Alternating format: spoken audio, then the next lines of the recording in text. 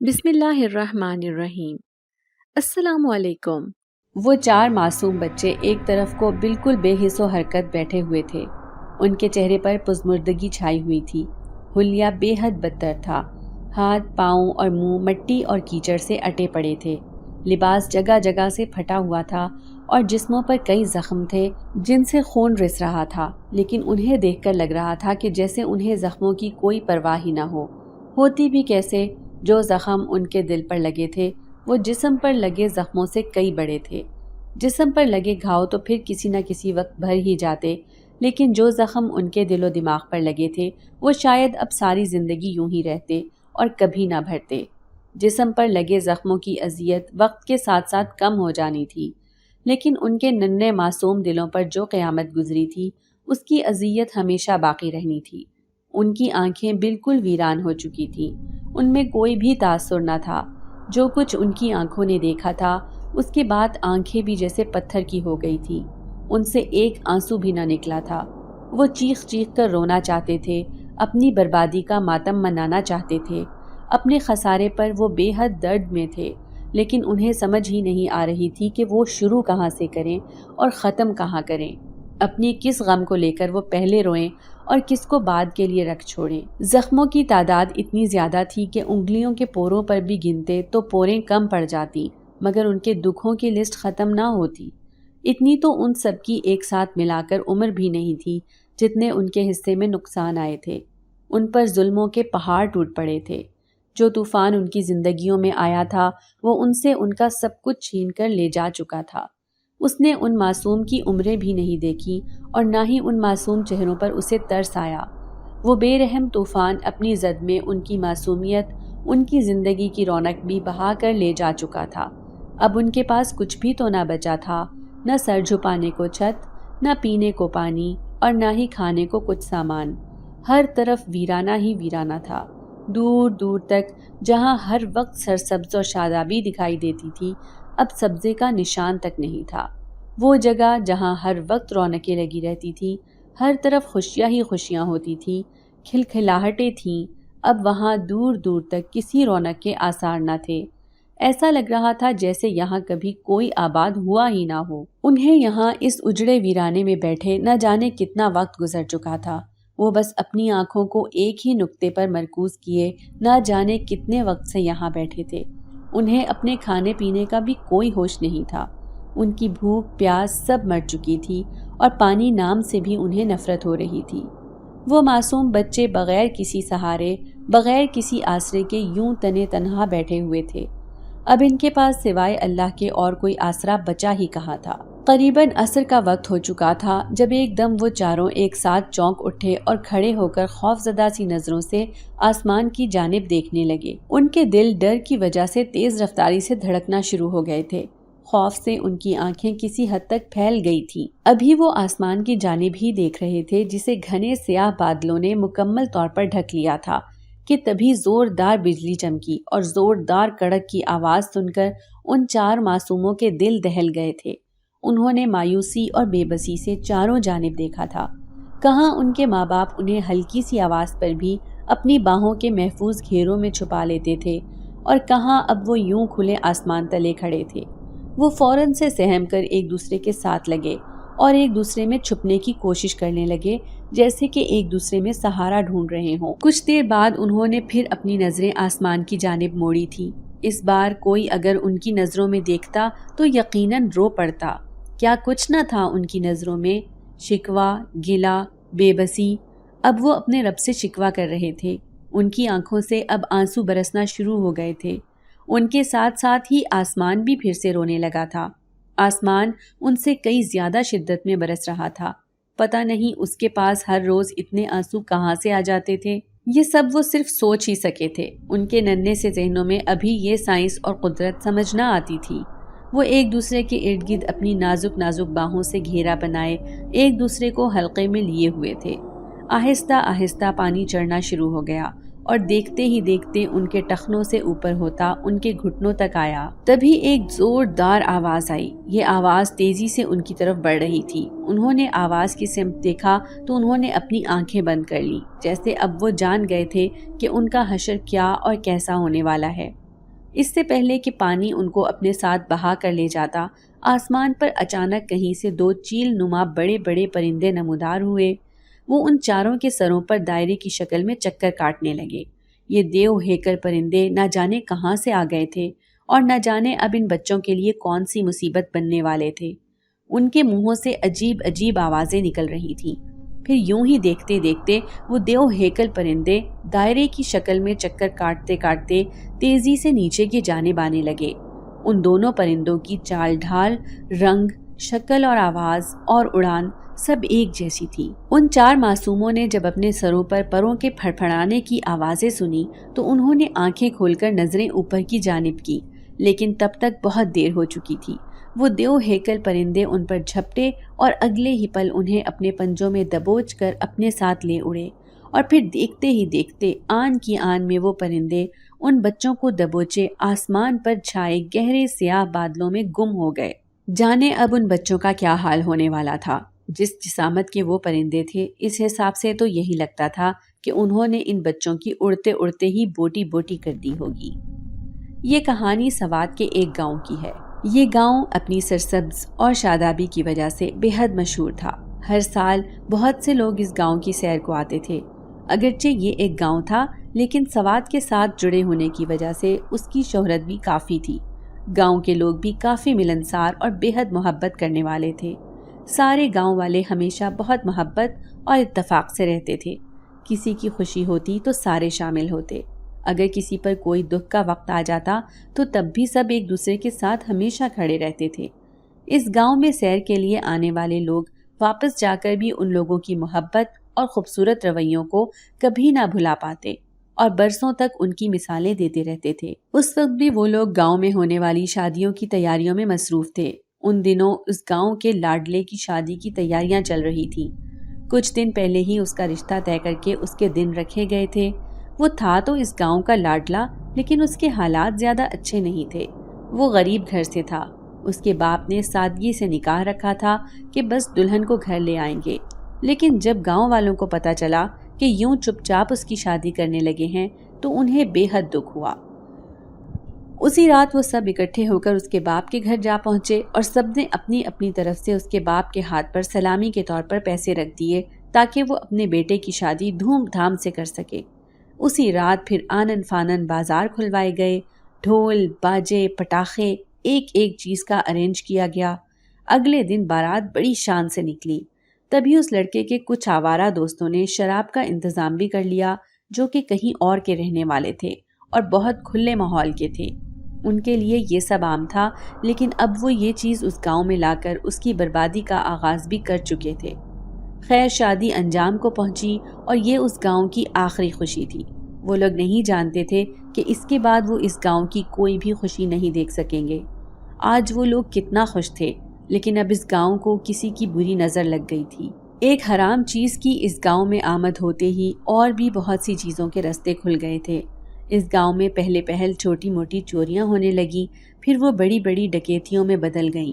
اس کے ساتھ ہی حرام مشروبات عام ہو گئے۔ آہستہ آہستہ وہ سب لوگ ہر ایک اخلاقی برائی میں مبتلا ہو گئے۔ ان لوگوں کو حلال برا اور حرام اچھا لگنے لگا۔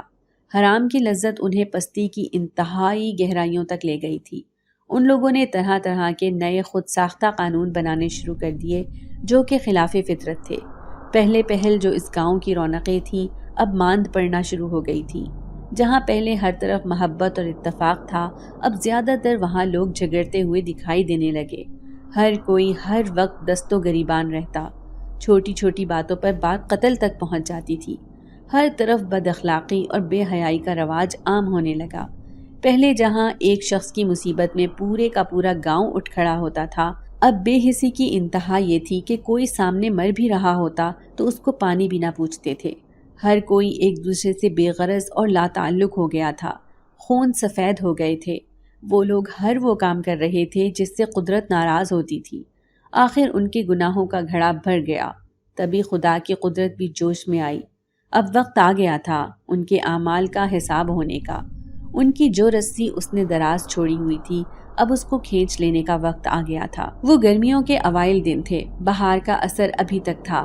ہر طرف سبزہ ہی سبزہ تھا اور ہریالی ہی ہریالی تھی۔ کچھ فصلیں پک کر تیار ہو گئی تھی اور کچھ ابھی مراحل میں تھی۔ سب اپنی اپنی جگہ بہت خوش تھے کہ اس بار سب کی فصل حیرت انگیز طور پر زیادہ ہوئی تھی۔ پکی ہوئی فصلوں کے کاٹنے کا وقت اب قریب تھا۔ کچھ لوگوں نے جلد بازی کی تھی اور فصل کاٹ لی تھی، لیکن ابھی وہ سب فصل کھیتوں میں ہی تھی۔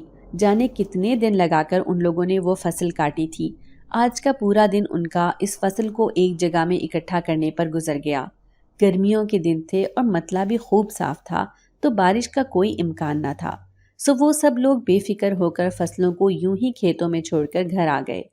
اس رات پورا گاؤں خواب خرگوش کے مزے لے رہا تھا، اس بات سے انجان کہ کون سا طوفان ان کا منتظر ہے۔ رات تقریباً 2 بجے کا وقت تھا جب ہلکی ہلکی ہوا چلنا شروع ہوئی، اور پھر دیکھتے ہی دیکھتے اس کی رفتار میں تیزی آنے لگی، اور پھر تیز ہوائیں چلنا شروع ہوئیں۔ تیز ہوتے ہوتے وہ آندھی کی شکل اختیار کر گئیں۔ وہ آندھی اس قدر تیز تھی کہ وہ اپنی زد میں آنے والی ہر چیز کو لے کر اڑ گئی۔ گھروں کی چھتیں، بڑے بڑے تناور اور مضبوط درخت جڑوں سے اکھڑ گئے۔ کھیتوں میں کھڑی لہلہاتی فصلیں تنکا تنکا ہو کر بکھر گئیں۔ جب تک ان لوگوں کی نیند کھلی تب تک آندھی نے ان کا کافی نقصان کر دیا تھا۔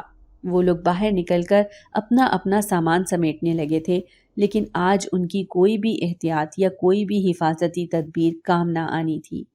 دیکھتے ہی دیکھتے آسمان پر زوردار بجلی کے چمکنے کا آغاز ہوا۔ بجلی کی کڑک جس جگہ بھی پڑتی اس جگہ کو جلا کر راکھ کر دیتی۔ اس کی لپیٹ میں جو انسان، درخت، جانور، جو بھی چیز آئی ڈھانچے میں تبدیل ہو کر رہ گئی۔ ہر طرف چیخ و پکار کا سلسلہ شروع ہو گیا۔ اس کے ساتھ ساتھ ہی آسمان سے بارش برسنے لگی۔ بارش کی شدت انتہائی تیز تھی۔ کچھ ہی دیر بعد گاؤں کسی تالاب کا منظر پیش کرنے لگا۔ ہر ایک چیخ چیخ کر دوسرے سے مدد مانگ رہا تھا، لیکن یہ وقت ایسا تھا کہ کسی کو دوسرے کا خیال بھی نہیں تھا۔ سب کو بس اپنی ہی پڑی تھی۔ جان بچانے کے لیے ہر ایک گھروں میں گھس کر چھپ رہا تھا، لیکن آج ان کی جان بچنا مشکل تھی۔ کسی کو ہوا لے اڑتی، جو ہوا سے بچتے ان پر بجلی حملہ آور ہو جاتی، اور جو کوئی بجلی کے وار سے چھپ کر گھروں میں گھستا وہ پانی کی نظر ہو جاتا۔ صبح تک گاؤں کا آدھا نقشہ بدل چکا تھا۔ آدھے سے زیادہ لوگ مر گئے تھے۔ جو رہ گئے تھے وہ امدادی ٹیموں سے رابطہ کر رہے تھے کہ انہیں جلد از جلد یہاں سے نکالا جائے اور کسی اور جگہ منتقل کیا جائے۔ ان لوگوں کا امدادی تنظیموں سے رابطہ ہوا تو ایک آفیسر نے انہیں کسی ایک جگہ جمع ہونے کا کہا تاکہ ایک ہی جگہ سے ریسکیو کرنے میں آسانی ہو سکے۔ وہ تمام لوگ ایک جگہ جا کر جمع ہو گئے۔ اب وہ لوگ بے صبری سے مدد کا انتظار کر رہے تھے۔ 3 دن سے مسلسل بارش ہو رہی تھی، وہ ایک پل کے لیے بھی نہ تھمی تھی۔ وہ لوگ بھوکے پیاسے بس امداد کے انتظار میں تھے جب اچانک انہیں اپنے پیچھے سے ایک زوردار آواز سنائی دی۔ انہوں نے مڑ کر دیکھا تو پھر سے ہر طرف سے چیخ و پکار بلند ہونے لگی۔ لوگ خوف اور ہراس سے ادھر ادھر بھاگنے لگے۔ اس وقت بھی ہر ایک بس اپنی اپنی جان بچانے کی تگو دو میں تھا۔ لوگ ایک دوسرے کو دھکا دیتے گراتے ایک دوسرے کے اوپر سے گزرتے جا رہے تھے۔ ایک سیلابی ریلا بڑی تیزی سے ان کی طرف بڑھتا چلا جا رہا تھا۔ اس کی شدت کا اندازہ اس کی تیز آواز سے لگایا جا سکتا تھا۔ ان لوگوں نے اپنی جان بچانے کی بے حد کوشش کی، لیکن وہ سیلابی ریلا تیزی کے ساتھ ان سب کو بہا کر لے گیا۔ نہ صرف وہ لوگ بلکہ وہ پورا گاؤں ہی صفحہ ہستی سے غائب ہو گیا۔ ہر طرف بس پانی ہی پانی تھا۔ سیلاب کی صورتحال بے حد شدید تھی۔ اس ظالم اور بھیانک طوفان میں کوئی بھی زندہ نہ بچا تھا۔ سینکڑوں افراد لقمہ اجل بن گئے تھے۔ شدید صورتحال ہونے کی وجہ سے امدادی ٹیمیں بھی وہاں تک نہیں پہنچ پائی تھی۔ سیلاب ان سب کی لاشیں بھی بہا کر لے گیا تھا۔ کہیں کوئی گھر، دکان، مکان نہیں بچا تھا، اور نہ ہی کوئی ایسے آثار لگ رہے تھے کہ جسے دیکھ کر لگ رہے ہوں کہ یہاں کبھی کوئی آبادی بھی تھی۔ خیر ایک دن بارش تھم گئی اور ایک جگہ سے 4 مٹی اور کیچڑ سے لتھڑے پتھڑے 4 سر بلند ہوئے۔ آہستہ آہستہ ان کا پورا جسم باہر آیا تو پتہ چلا کہ یہ 4 بچے تھے جو کہ نہ جانے کیسے معجزاتی طور پر بچ گئے تھے۔ چاروں کی عمریں 7 سے 12 کے درمیان تھی، جن میں سے 2 لڑکیاں اور 2 ہی لڑکے تھے۔ وہ چاروں ایک ہی گھر کے چشم و چراغ تھے اور آپس میں چاروں بہن بھائی تھے۔ امدادی ٹیموں نے ڈرون کیمروں کے ذریعے جیسے ہی انہیں دیکھا تو ان تک پہنچنے کا کوئی بندوبست کرنے لگے، لیکن قسمت کو شاید کچھ اور ہی منظور تھا۔ اس سے پہلے کہ وہ لوگ ان بچوں تک پہنچتے، موسم بے حد خراب ہو گیا۔ جب مطلع صاف ہوا تو انہوں نے ان بچوں کی تلاش شروع کی، لیکن ناکام۔ وہاں کوئی ہوتا تو ملتا نہ۔ وہ لوگ اس کے بعد بھی مزید 1 ہفتے تک ان بچوں کو تلاش کرتے رہے تھے، لیکن جیسے معجزاتی طور پر وہ بچے اس بھیانک طوفان سے بچ گئے تھے، ویسے ہی پراسرار طور پر وہ غائب بھی ہو گئے تھے۔ ان کا نام و نشان بھی کسی کو نہیں ملا تھا۔ وہ دیو ہیکل پرندے ان بچوں کو اسی طرح اپنے پنجوں میں پکڑے بادلوں سے بھی اوپر اڑتے ہوئے چلے گئے۔ آخر ایک جگہ آ کر ان کی رفتار سست پڑی اور وہ اب نیچے کی طرف اترنا شروع ہوئے اور ایک جگہ جا کر ان بچوں کو چھوڑ دیا۔ میرا نام جنید ہے، میری عمر 27 سال ہے۔ یہ کہانی اس وقت کی ہے جب میری عمر 12 سال تھی۔ میں سوات کے قریب کے گاؤں کا رہنے والا تھا۔ میں اپنی چچی، چچا اور اپنے 3 بہن بھائیوں کے ساتھ رہتا تھا۔ میرے اماں ابا ایک جھگڑے میں قتل ہو گئے تھے، تبھی ہم اپنے چچا کے گھر رہ رہے تھے۔ میری 2 بہنیں اور ایک بھائی تھا۔ میں ان میں سب سے بڑا تھا۔ جب تک امی ابو زندہ تھے، ہم بہن بھائی اچھے اسکول میں پڑھتے تھے، اچھا کھانا کھاتے تھے، اچھے کپڑے پہنتے تھے۔ لیکن امی ابو کے قتل کے بعد ہم بالکل اکیلے ہو گئے تھے۔ میری سب سے چھوٹی بہن اس وقت صرف 4 سال کی تھی اور میں صرف 9 سال کا۔ وہ ہر وقت روتی رہتی تھی اور امی کو تلاش کرتی رہتی تھی۔ اسی لیے تیسرے دن چچا ہمیں اپنے ساتھ اپنے گھر لے گئے۔ میں 2 دن سے اپنے بہن بھائیوں کو سنبھال رہا تھا، جو کہ انتہائی مشکل کام تھا۔ اس وجہ سے میں سو بھی نہ پایا تھا۔ چچا کے گھر آ کر ہم نے کھانا کھایا، پھر میرے بہن بھائی چچا کے بچوں سے کھیلنے لگے۔ میں اندر جا کر صوفے پر بیٹھا ان کو دیکھ رہا تھا۔ مجھے بار بار نیند کے جھونکے آ رہے تھے۔ تبھی چچا میرے پاس آئے اور مجھے دیکھ کر کہا کہ جا کر سو جاؤ۔ میں نے کہا کہ چھوٹوں کو کون دیکھے گا؟ تو چچا نے مجھے بے فکر رہنے کا کہا۔ انہوں نے کہا کہ بچوں کو تمہاری چچی دیکھ لیں گی، ویسے بھی ابھی وہ کھیل رہے ہیں، اس لیے تم جاؤ اور جا کر کچھ دیر کے لیے سو جاؤ۔ چچا کی بات سن کر میں مطمئن ہو گیا اور پھر چچا کے بتائے گئے کمرے میں جا کر اطمینان سے سو گیا۔ ابھی مجھے سوئے کچھ ہی دیر گزری تھی جب میری آواز میری بہن کی دل خراش چیخوں سے کھلی۔ یہ مجھ سے چھوٹی والی نائمہ کی آواز تھی جو 10 سال کی تھی۔ اس سے چھوٹا عبید تھا اور اس سے چھوٹی نائلہ۔ میں اس کی چیخیں سن کر ایک دم ہڑبڑا کر اٹھا اور گھبراتے ہوئے تیزی سے باہر کی طرف بھاگا، جہاں سامنے ہی اوپن کچن کا منظر دیکھ کر میں اپنی جگہ دہل کر رہ گیا۔ میں دوڑ کر کچن میں پہنچا، جہاں چچی نے گرم گرم چمٹا میری بہن کے ہاتھ پر رکھا ہوا تھا، جس سے اس کا ہاتھ جل رہا تھا اور وہ چیخ رہی تھی۔ میں نے فوراً سے اسے کھینچ کر اپنے پاس کیا اور اس کا ہاتھ دیکھنے لگا، جو کافی جل گیا تھا۔ میں نے جلدی سے سینک کا پانی کھول کر اس کا ہاتھ اس پانی کے نیچے رکھ دیا۔ تبھی چچی نے مجھے کالر سے پکڑ کر پیچھے کھینچا اور میرے منہ پر ایک زوردار چانٹا رسید کیا اور بولی، خبردار جو اپنے چچا کو کچھ بھی بتایا، نہیں تو میں تم چاروں کی ہڈیاں توڑ دوں گی۔ اور ہاں، اپنے چچا سے زیادہ چپکنے کی ضرورت نہیں ہے، اس سے فاصلے پر ہی رہو گے تم چاروں تو ہی تم لوگوں کے لیے اچھا ہوگا، نہیں تو میں تم چاروں کو دھکے دے کر گھر سے باہر نکال دوں گی، پھر بھٹکتے رہنا یہاں وہاں۔ یہ کہتے ساتھ ہی چچی وہاں سے جا چکی تھی، جبکہ میں آنکھوں میں آنسو لیے حیران پریشان سا ان کو جاتے ہوئے دیکھ رہا تھا۔ ان کا یہ رویہ میرے لیے انتہائی حیران کن تھا۔ آج سے پہلے تو کبھی چچی نے ہم سے اس طرح بات نہیں کی تھی۔ وہ تو ہمیشہ ہم سے محبت اور شفقت سے پیش آتی تھی، پھر آج یوں اچانک ان کو کیا ہو گیا تھا؟ میں اپنی بہن کی طرف مڑا تو اس کی آنکھوں سے بھل بھل آنسو بہہ رہے تھے۔ میں نے آگے بڑھ کر اس کے آنسو صاف کیے اور پھر کسی خیال کے تحت اس سے پوچھا کہ اس نے کچھ کیا ہے کیا جو چچی کو اتنا غصہ آیا ہوا تھا؟ تو میری بہن نے کہا کہ اس نے صرف چچی کی بیٹی کی گڑیا ہاتھ میں اٹھائی تھی۔ چچی نے وہ گڑیا اس سے چھین لی اور اس کا ہاتھ جلا دیا تاکہ دوبارہ کبھی وہ ان کی بیٹی کی کسی چیز کو ہاتھ لگانے کا سوچے تو اسے یہ تکلیف یاد رہے۔ مجھے یہ بات سن کر بے حد برا لگا تھا۔ چچی اتنی سی بات پر ایسا کیسے کر سکتی تھی؟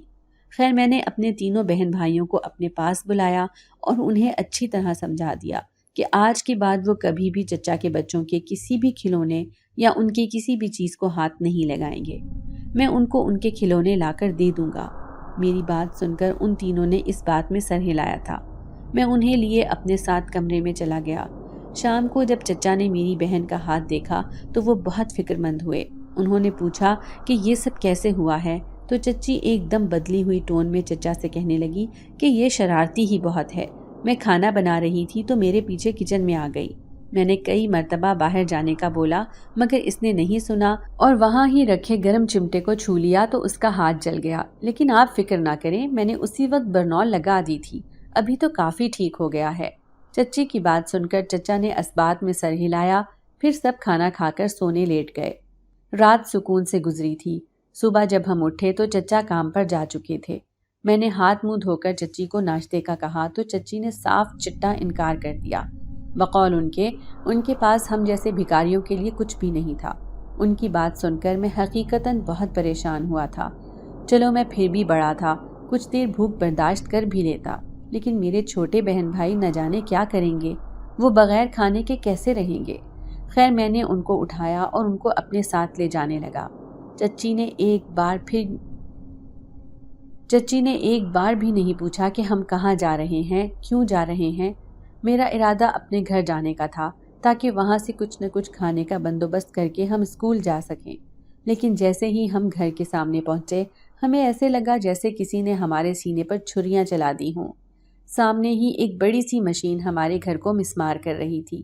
میں نے روتے ہوئے ان سب لوگوں کو روکنے کی بہت کوشش کی، لیکن کسی نے میری فریاد پر کان نہ دھرا اور ہماری آنکھوں کے سامنے ہمارا پورا گھر محض ملبے کا ڈھیر بن کر رہ گیا۔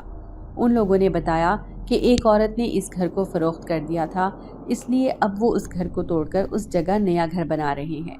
ان کی باتوں سے ہی میں جان گیا تھا کہ وہ گھر بیچنے والی عورت کوئی اور نہیں بلکہ میری چچی ہی ہے۔ میں اپنے بہن بھائیوں کو لے کر واپس چچی کے گھر کی جانب جانے لگا۔ اس وقت ہمارے پاس وہی ایک ٹھکانہ تھا۔ جیسے ہی ہم گھر کے اندر داخل ہوئے چچی کی زبان پھر سے فراٹے بھرنے لگی، وہ ہمیں بہت برا بھلا کہہ رہی تھی۔ ان کو ہماری ذرا بھی پرواہ نہ تھی۔ انہوں نے صاف صاف لفظوں میں کہہ دیا کہ اگر ہمیں ان کے ساتھ ان کے گھر رہنا تھا تو ہمیں اپنا انتظام خود کرنا تھا۔ چچی ہم سے پورا دن گھر کے کام کرواتی اور اس سب کے بدلے صرف ایک وقت رات کا کھانا کھانے کے لیے دیتی، کیونکہ رات کو چچا گھر پر ہوتے تھے۔ چچی نے کوئی کام ایسا نہ چھوڑا جو ہم سے نہ کروایا ہو۔ انہوں نے ہمارا اسکول چھڑوا دیا، یہ کہہ کر کہ فیسیں بھرنے کے لیے ہمارے ماں باپ زندہ نہیں ہیں۔ میری بہنیں صبح اٹھتی تو چچی ان سے برتن دھلواتی، سارے گھر کی صفائی کرواتی، کپڑے دھلواتی اور غلطی پر انہیں اذیت ناک سزائیں دی جاتی۔ سزائیں تو روز کا ہی معمول بن گئی تھی، کیونکہ میری بہنیں ابھی چھوٹی بچیاں تھیں، پھر وہ کیسے کوئی کام پرفیکٹ طریقے سے کر سکتی تھی۔ ان سے روزانہ غلطیاں ہوتی، پھر چچی ان کو گھسیٹتے ہوئے اسٹور روم میں لے جاتی اور وہاں اپنے ہاتھوں کی خارش ٹھنڈی کرنے کے بعد میری بہنوں کو وہیں اندھیرے کمرے میں بند کر کے آتی۔ میں اور میرا چھوٹا بھائی پورا دن چچی کے مال مویشیوں کے کام کرتے اور غلطی کی صورت میں ہمیں خوب پیٹا جاتا اور ڈرایا اور دھمکایا جاتا۔ پھر چچا کے آنے تک پورا دن اندھیرے اسٹور روم میں بھوکا پیاسا بند کر دیا جاتا۔ ہم گرمی کے باعث پورا دن پانی کی ایک بوند کے لیے ترستے رہتے تھے، لیکن چچی جیسی ظالم اور سفاک عورت کو ایک پل کے لیے بھی رحم نہ آتا تھا۔ شام کو چچا کے آنے سے کچھ دیر پہلے وہ اپنے گھر کام کرنے آنے والی کے ساتھ مل کر ہمارا حلیہ درست کروا دیتی تاکہ چچا کو کچھ بھی علم نہ ہو۔ ہم لوگوں کو خوب ڈرایا جاتا کہ اگر ہم نے چچا کو کچھ بھی بتانے کی کوشش کی تو کھانا نہیں ملے گا، تو مجبوراً ہمیں خاموش رہنا پڑتا، مبادا یہ نہ ہو کہ چچی بگڑ جائیں اور جو ایک وقت کا کھانا مل رہا ہے اس سے بھی ہاتھ دھونے پڑیں۔ رات کو میرے بہن بھائی کھانے کے بعد سکون میسر آتے ہی فوراً سے سو جاتے تھے۔ رات کو ہماری موجیں ہوتی تھی۔ ہم چاروں رات کو ایک ہوادار پنکھے والے کمرے میں رہتے تھے، جہاں بیڈ پر لیٹتے ہی وہ تینوں تو تھکن سے چور جلد ہی سو جاتے تھے، لیکن میری راتیں اکثر کروٹیں بدلتے ہی گزرنے لگی تھی۔ نہ جانے چچی کو کبھی ہم پر رحم آئے گا بھی یا نہیں، کیا ہم ساری عمر یوں ہی ایک تاریک کمرے میں بند رہیں گے؟ کچھ کرنے کا سوچتا بھی تو چچی کے ڈر کی وجہ سے رک جاتا۔ چچی کا خوف اتنا زیادہ تھا اور یہ ڈر ہمارے معصوم ذہنوں پر اس طرح اثر کر گیا تھا کہ ہمارے ذہن مفلوج ہو کر رہ گئے تھے۔ ہم چچی کی مرضی کے خلاف سانس بھی نہیں لیتے تھے۔ خیر وقت گزرتا چلا گیا۔ ہمیں اس زندان میں 3 سال پورے ہو چکے تھے۔ ان 3 سالوں کے دوران چچی نے کوئی بھی ایسا ظلم نہ چھوڑا تھا۔ اب تو وہ چچا کے سامنے بھی ہم پر ہاتھ اٹھانے سے گریز نہ کرتی تھی اور چچا بھی انہیں کچھ نہیں کہتے تھے۔ وہ چچا کے سامنے ہمیشہ ہمیں ہی قصوروار ٹھہرا کر خود معصوم بن جاتی تھی۔ انہی دنوں ایک رات کی بات تھی جب ہمارے گاؤں میں سیلاب آیا اور سب کچھ اپنی زد میں لپیٹ کر لے گیا۔ کچھ بھی باقی نہ رہا تھا۔ हमारी मौत भी पक्की थी, लेकिन न जाने हम लोग कैसे बच गए। हम 3 दिन तक वहाँ बेआसरा और बेसहारा बैठे रहे थे, जहाँ आगे पीछे जिंदगी का कोई निशान भी बाकी न रहा था। न जाने हमारे जिंदा रहने का क्या मकसद था, हमें तो मौत भी नहीं आ रही थी। काश कि मौत आ जाती तो इस बेरहम जिंदगी से ही आज़ाद हो जाते। अभी हम इसी शशोपंज में खड़े थे जब बारिश फिर से शुरू हो गई। थोड़ी देर बाद हमारे सरों पर एक अजीब सा साया हुआ और साथ ही अजीब सी आवाज़ सुनाई दी। जैसे ही हमने ऊपर देखा, हमारा ऊपर का सांस ऊपर और नीचे का नीचे रह गया और कुछ ही देर में हम होशो हवास से बेगाना हो गए।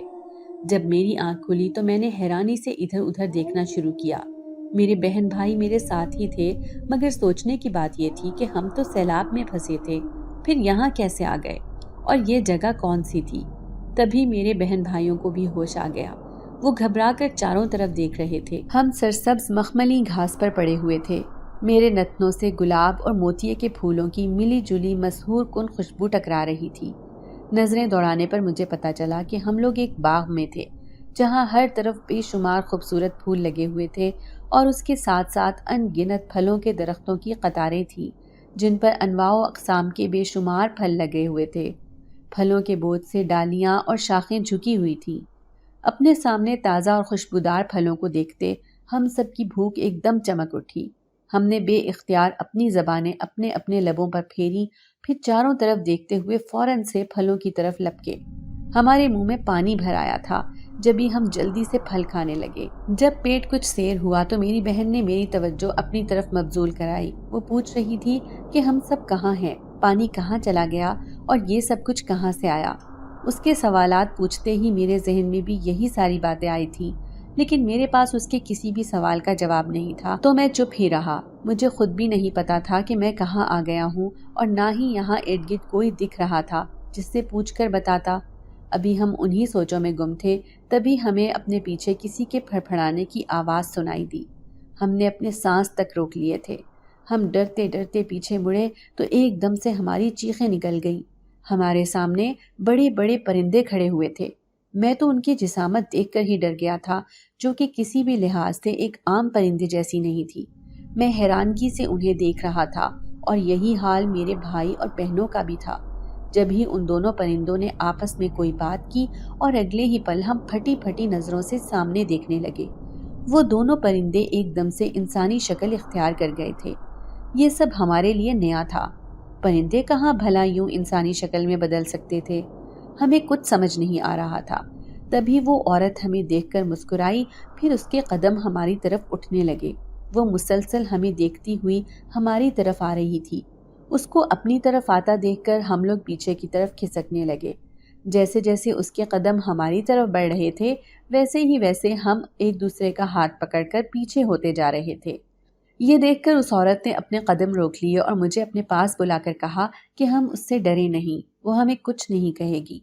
मैं डरते डरते उसके पास गया। मेरी टांगें खौफ से कांप रही थी।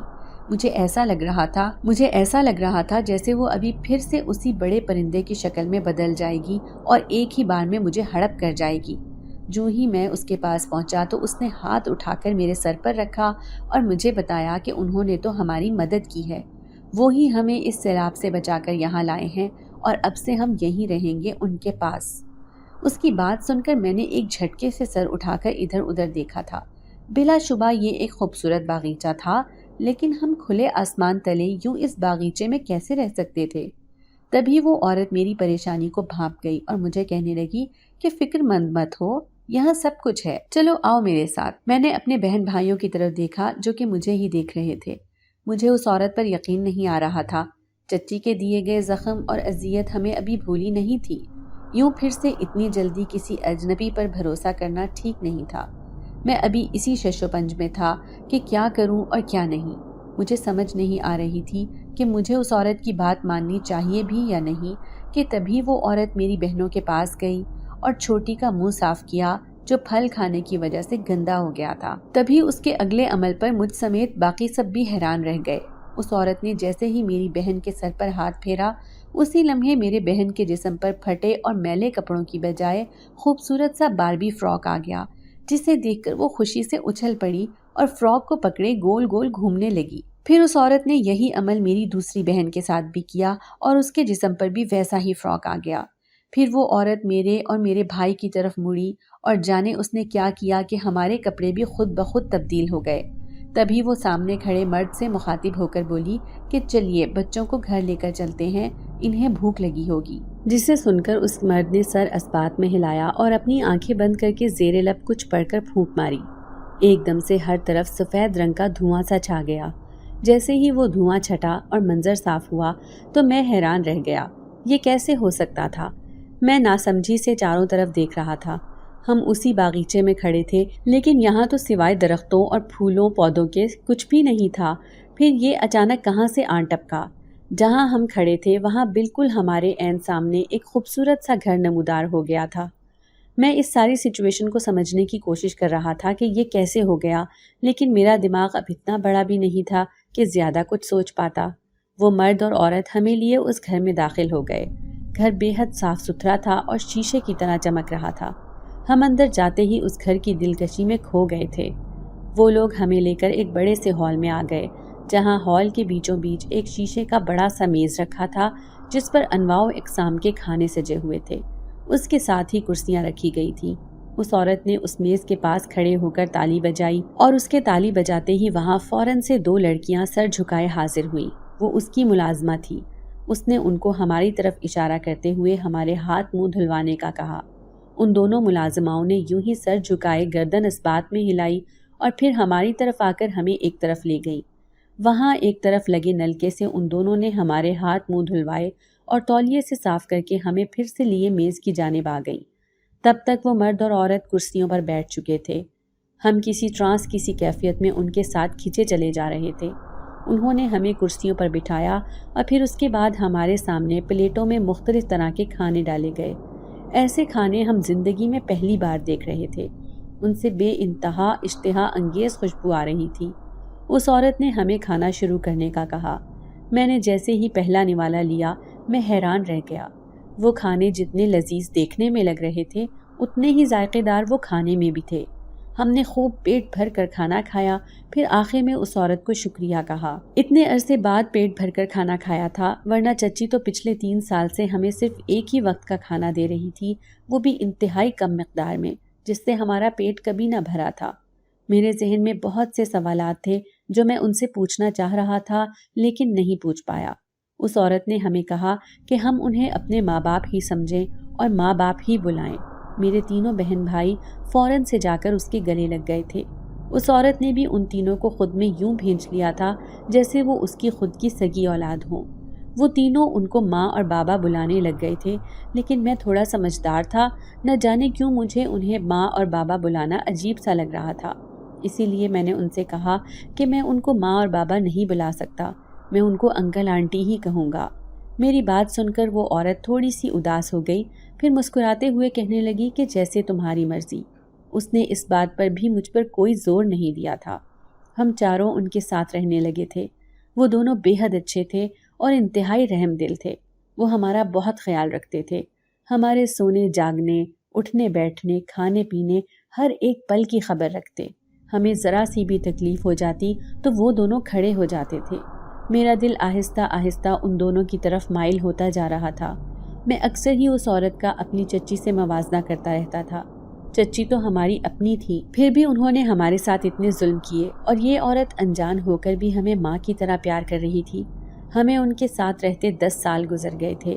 اس دوران انہوں نے ہماری بہت اچھی پرورش کی اور ہمیں تعلیم بھی دلوائی۔ ایک دن ہم چاروں یوں ہی ہال میں بیٹھے ہوئے تھے جب وہ عورت ہمارے پاس آئی۔ وہ بے حد پریشان لگ رہی تھی۔ میں نے اس سے پریشانی کی وجہ پوچھی تو وہ کہنے لگی کہ ہمیں ابھی کے ابھی یہاں سے جانا ہوگا۔ وہ بہت جلد بازی میں تھی۔ اس عورت نے ہمیں اپنی آنکھیں بند کرنے کے لیے کہا۔ ہم نے جیسے ہی اپنی آنکھیں بند کی، ہمیں ایسے لگا جیسے زلزلہ آ گیا ہو۔ پورا گھر ادھر ادھر ہل رہا تھا۔ ہم نے ڈر کے مارے اپنی آنکھیں کھولی تو تبھی اس عورت کی چلاتی ہوئی آواز میرے کانوں میں پڑی۔ وہ مجھے مضبوطی سے اپنا ہاتھ پکڑنے کا کہہ رہی تھی۔ میں نے جلدی سے اس کا ہاتھ پکڑ لیا۔ میرے بہن بھائیوں کو اس نے دوسری بازو کے گھیرے میں لے رکھا تھا۔ ہمارے سامنے 3 بھیانک شکلوں والے انسان کھڑے تھے جو بار بار ہم پر حملہ کرنے کی کوشش کر رہے تھے۔ تبھی وہ مرد وہاں آیا اور اس نے اس عورت کو کہا کہ وہ ہمیں لے کر جلد از جلد یہاں سے نکل جائے۔ اس عورت نے سر ہاں میں ہلاتے ساتھ ہی پرندے کی شکل اختیار کی۔ ہم اس کے پنجوں میں آ گئے تھے۔ ہم نے اپنی آنکھیں بند کر لیں اور اگلے ہی لمحے اس نے اڑان بھری اور وہاں سے نکلتی چلی گئی۔ اس کے ساتھ ہی ہمارا ذہن تاریکی میں ڈوبتا چلا گیا۔ دوبارہ جب ذہن بیدار ہوا تو ہم نے خود کو ایک گھر میں پایا۔ ہمارے سامنے ہی وہ عورت کھڑی تھی اور اس وقت وہ قدرے مختلف لگ رہی تھی۔ ہم کسی نئی جگہ پر تھے۔ میں نے اس سے اس جگہ کی بابت پوچھا تو اس عورت نے کہا کہ اب سے ہم یہیں رہیں گے، وہاں تم لوگ محفوظ نہیں تھے، ابھی تم سب آرام کرو، مجھے کچھ کام ہے، میں وہ کر کے آتی ہوں، تم لوگ یہاں ہی رہو اور دھیان سے، یہاں سے باہر ہرگز مت نکلنا۔ یہ کہتے ساتھ ہی وہ اٹھی اور باہر چلی گئی۔ وہ کچھ پریشان سی لگ رہی تھی۔ تبھی میں نے اس سے پریشانی کی وجہ پوچھنے کا سوچا۔ نہ جانے وہ کیوں پریشان تھی، کہیں اس کی پریشانی کی وجہ ہم تو نہیں تھے۔ اس نے پہلے بھی کہا تھا کہ وہاں ہم سب محفوظ نہیں تھے۔ اس سب کا کیا مطلب ہو سکتا تھا؟ ہم وہاں محفوظ کیوں نہیں تھے؟ آخر کیا وجہ ہو سکتی تھی؟ میرے ذہن میں بہت سے سوالات چل رہے تھے۔ میں جلد از جلد ان سوالات کے جواب چاہتا تھا۔ اس بات کا تو مجھے پتا تھا کہ وہ کوئی عام انسان نہیں تھے۔ ضرور ان کے پاس کوئی طاقتیں تھیں یا پھر وہ کوئی جادو کرتے تھے، ورنہ کوئی کیسے محض آنکھیں بند کر کے ایک جگہ سے دوسری جگہ پہنچ سکتا تھا؟ پھر ان کا انسانوں سے پرندوں میں بدلنا اور پھر پرندوں سے انسانوں میں بدل جانا سب کچھ نارمل تو نہیں تھا۔ ضرور اس سب کے پیچھے کوئی نہ کوئی وجہ تھی جو میں جاننا چاہتا تھا۔ اب مجھے بے چینی سے اس عورت کے واپس آنے کا انتظار تھا جو کہ لمبا ہی ہوتا جا رہا تھا۔ نہ جانے وہ ہمیں یہاں چھوڑ کر کہاں چلی گئی تھی۔ یہاں ملازم تھے جنہوں نے ہمیں کھانا وغیرہ بنا کر دیا تھا۔ مجھے اب اس عورت کی بے حد فکر ہو رہی تھی۔ جانے کیوں وہ واپس نہیں آئی تھی اور وہ گھر سے بھی نکلنے کے لیے منع کر کے گئی تھی، ورنہ میں کہیں سے جا کر اسے ڈھونڈ لے آتا۔ آخر 2 دن بعد میرا انتظار ختم ہوا اور وہ آ گئی۔ اس کا چہرہ دیکھ کر میں پریشان ہو گیا۔ اس کا انتہائی خوبصورت اور شاداب چہرہ اس وقت زرد پیلا پڑ رہا تھا اور اس کی چال میں لڑکھڑاہٹ بھی واضح تھی۔ میں بھاگ کر اس تک پہنچا اور اس کو سہارا دے کر صوفے تک لایا، پھر اس پر بٹھا دیا۔ میں نے جلدی سے گلاس میں پانی ڈال کر اس کو پلایا۔ پانی پی کر اس نے کہا کہ جنید، میری بات غور سے سننا۔ اس کے لہجے میں کچھ تو ایسا تھا جو میں پوری طرح سے اس کی طرف متوجہ ہو کر اسے سننے لگا، حالانکہ میرے پاس بھی سوالوں کا انبار تھا جو میں نے اس سے پوچھنا تھا، لیکن فی الوقت میں اسے سننے لگا۔ جوں جوں وہ کہتی جا رہی تھی میں اس کی باتیں سن کر مزید پریشان ہوتا جا رہا تھا۔ اس نے مجھے ایک انگوٹھی دی اور کہا کہ میں اس انگوٹھی کو ہمیشہ اپنے پاس رکھوں، یہ میری حفاظت کرے گی، اس کی مدد سے مجھے جو چاہیے ہوگا وہ مل جائے گا۔ اب مجھے ہی اپنی بہنوں اور بھائی کو سنبھالنا ہے اور مجھے ہی ان کا سہارا بننا ہے۔ اس کی باتیں سن کر میں نے اس سے پوچھا کہ کیا وہ کہیں جا رہی ہے، کیا وہ اب ہمارے ساتھ نہیں رہے گی؟ تو اس نے جو جواب دیا اسے سن کر میرے پاؤں تلے سے زمین ہی نکل گئی۔ میں بے یقینی کی سی کیفیت میں اسے دیکھنے لگا۔ تبھی اس کے جسم کو ایک زوردار جھٹکا لگا اور وہ انسانی شکل سے اسی دیو ہیکل چیل نما پرندے کی شکل میں تبدیل ہو گئی، اور کچھ ہی دیر کے بعد اس کے منہ سے عجیب و غریب قسم کی آوازیں اور غراہٹیں نکلنے لگیں۔ ایسا لگ رہا تھا کہ جیسے وہ کسی سے غصے میں ہم کلام ہو۔ میں حیرانگی سے اس کی طرف دیکھے جا رہا تھا جب اس کے منہ سے ایک آگ کا شعلہ نکلا اور میرے دیکھتے ہی دیکھتے اس آگ کے شعلے نے ایک وجود کو اپنی لپیٹ میں لے لیا۔ اس کی شکل اتنی بھیانک تھی جسے دیکھ کر میرے رونگٹے کھڑے ہو گئے۔ اس نے جوابی حملے کی بہت کوشش کی لیکن کامیاب نہ ہو سکا اور آخر کار جل کر مر گیا۔ اس کے مرتے ہی وہ پرندہ بھی ایک طرف کو گرا اور ساکت ہو گیا۔ کچھ دیر بعد اس کے وجود سے ایک سفید دھواں نکلا اور اس کے ساتھ ہی اس کا وجود غائب ہو گیا۔ وہ سفید دھواں ایک موتی کی شکل میں اکٹھا ہوا اور میری ہتھیلی پر رکھی انگوٹھی میں آ کر لگ گیا۔ میں نے زور سے مٹھی بند کر کے اس انگوٹھی کو چہرے کے پاس لے جا کر اسے چوم لیا۔ میری آنکھوں سے بے اختیار آنسو نکلنا شروع ہو گئے تھے۔ کچھ دیر رونے کے بعد میں نے خود کو سنبھالا اور ایک عزم کے ساتھ اٹھ کھڑا ہوا۔ مجھے اس عورت سے کیا گیا وعدہ پورا کرنا تھا، اور پھر میں نے واقعی اپنے بہن بھائیوں کا سہارا بن کر دکھایا تھا۔ میں نے اپنے بہن بھائیوں کو اچھے اسکول میں داخل کرایا، ساتھ ہی ساتھ خود بھی میں نے اعلیٰ تعلیم حاصل کی۔ اب ہم سب اعلیٰ عہدوں پر فائز تھے۔ کافی سالوں بعد جب میڈیا والوں کو ہمارے زندہ ہونے کا پتہ چلا تو کسی کو یقین ہی نہیں آیا کہ ہم 4 بچے اس خوفناک اور بھیانک سیلاب سے کیسے بچ سکتے تھے۔ جس کو خبر مل رہی تھی وہ دھڑا دھڑ ہمارے انٹرویوز لینے آ رہے تھے۔ کوئی اس کو معجزہ کہہ رہا تھا اور کوئی ہماری قسمت۔ لیکن یہ راز صرف میں ہی جانتا تھا کہ ہماری جان بچ جانا محض اتفاق نہیں تھا، بلکہ ان دونوں مرد اور عورت کا ہم پر احسان تھا اور ان دونوں کی رحم دلی تھی۔ میں بے اختیار ہر بار جب بھی ان کی یاد آتی تو اس انگوٹھی کو چوم لیا کرتا تھا۔ مجھے آج بے اختیار پھر سے اس کی باتیں یاد آ گئیں جو اس نے آخری وقت میں مجھ سے کی تھی۔ وہ پرندے جو اس دن ہمیں اٹھا کر لے گئے تھے وہ اصل میں جنات کی قوم سے تعلق رکھتے تھے۔ اس دن جب وہ آسمان پر اپنی سیر کے لیے محو اڑان تھے تبھی ان کی نظر ہم پر پڑی۔ اس وقت ان کا بادشاہ شاہ جنات بھی ان کے ساتھ تھا۔ ہمیں دیکھتے ہی جب وہ ہمیں بچانے کی غرض سے نیچے آنے لگے تو شاہ جنات نے انہیں روک لیا۔ شاہ جنات انسانوں سے سخت متنفر تھا۔ وہ نہیں چاہتا تھا کہ ہمیں بچایا جائے، تبھی اس نے اپنی طاقت کا استعمال کرتے ہوئے پھر سے خوفناک طوفان کو ہماری طرف بھیج دیا۔ لیکن ان دونوں نے شاہ جنات کے مخالف جا کر ہماری جان بچائی اور ہمیں اپنے ساتھ لے گئے، جس پر شاہ جنات نے انہیں قبیلے سے بھی نکال دیا۔ وہ دونوں جنات بے اولاد تھے، تبھی ان دونوں نے ہمیں اپنی اولاد کی طرح پالا تھا اور ہمارے اوپر اتنے احسان کیے کہ ہم زندگی بھر کسی کے محتاج نہ ہو سکے۔ ہم آج اگر اپنے پیروں پر کھڑے تھے تو صرف انہی رحم دل جنات کی وجہ سے، ورنہ ہم نے سیلاب میں بہہ جانا تھا اور بالفرض اگر بچ بھی جاتے تو اس بے رحم دنیا نے ہمیں کبھی جینے نہیں دینا تھا۔ ہمارے لیے ان جنات نے اپنی جان کی بازی لگا دی تھی۔ انہوں نے ہمیں اپنی اولاد مانا تھا اور ماں باپ ہونے کا مکمل حق ادا کیا تھا۔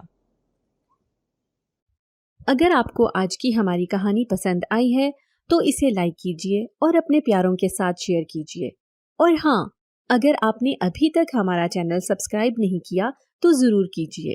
ملتے ہیں کل ایک نئی اور دلچسپ کہانی کے ساتھ، تب تک کے لیے اللہ حافظ۔